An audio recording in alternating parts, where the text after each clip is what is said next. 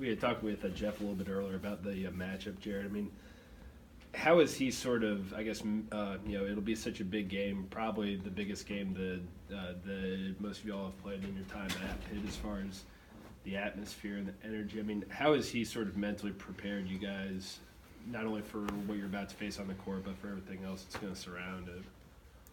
Just been trying to stay focused on just the task at hand, and that's to win a basketball game. We've just been talking about what it's going to take to win, and just sticking to our principles and being together. Not really talking about the atmosphere. We've known for weeks now it's going to be sold out. We played in good atmosphere here before, so we know he can't get loud, he can't get a little raucous, but we're focused. We got a mission to complete, and we're trying to win the game. So that's really all we've been focusing on. Coach Kickle and the rest of the staff done a great job. It's just stressing that to us. So.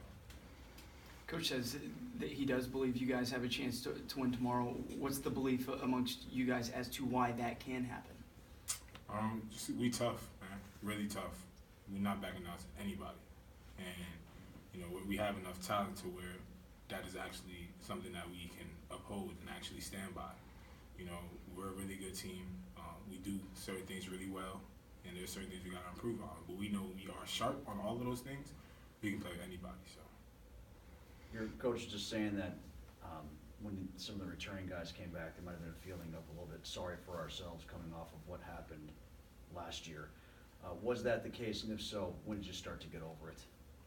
I don't think we was ever feeling sorry for ourselves. I know me personally, and those close to me on the team, I know we weren't feeling sorry for ourselves. It was a sense of anger though. Just kind of we wanted revenge. Coming from where I come from, and most other people that came here, we were recruited. In a lot of different ways, a lot of different places.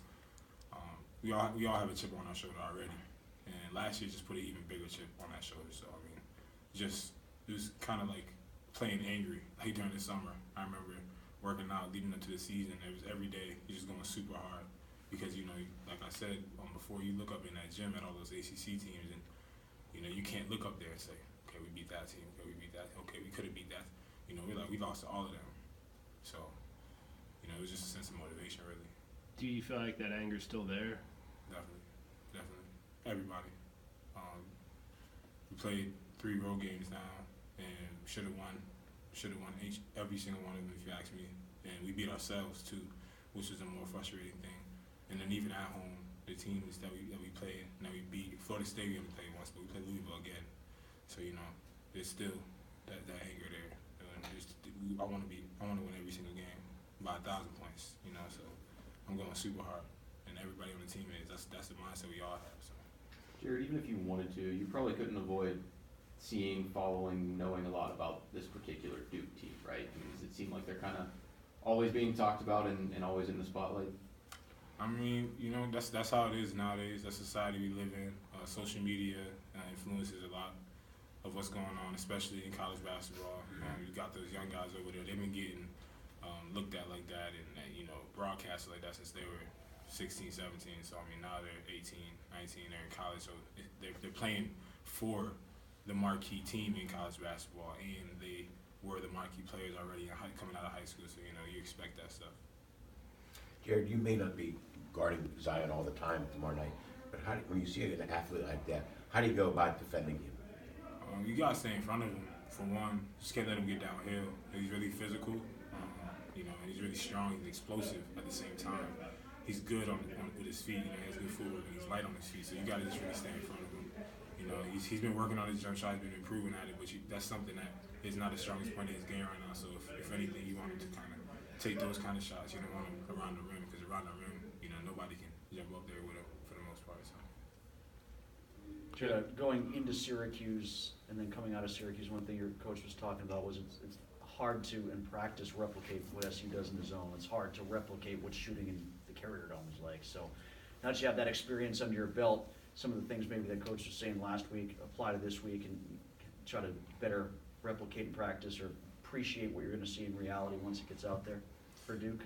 Yeah, we just been we took it upon ourselves as players to kind of just go harder when we are going over the scout, and instead of kind of all the guys who are going to be playing most of the time being on one side, we split it up. So we'll have both fives of people that are going to play in the game actually, be the other team, the opposing team. So it's kind of a more realistic look and actually go hard. Like, we went really hard in practice today, just because we got to prepare for that environment, prepare for that intensity. So That's a little bit of a change from last week. yeah.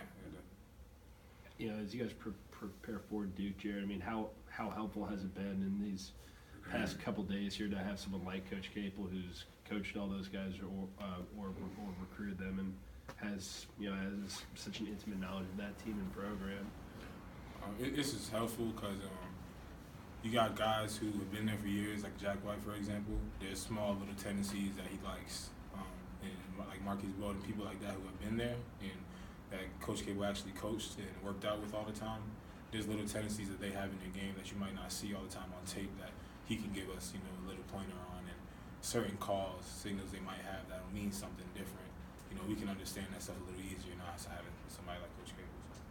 Have you ever faced a guy like Zion in your career? I know you said he's one of those guys, like, if he jumps up there, no one's really jumping with him. Does he compare to anyone you've seen throughout your high school or college career? Physically, Stanley Johnson, played against him in the UIBL. I remember that was probably the most physically imposing player I probably had to play against, but he wasn't as explosive. He was really skilled, though, but that's probably the closest comparison I can have. And then Andrew Wiggins, maybe just as far as the jumping ability and the athleticism, played against him in the UIBL too. So that's really probably the two closest comparisons I can make to people I've played.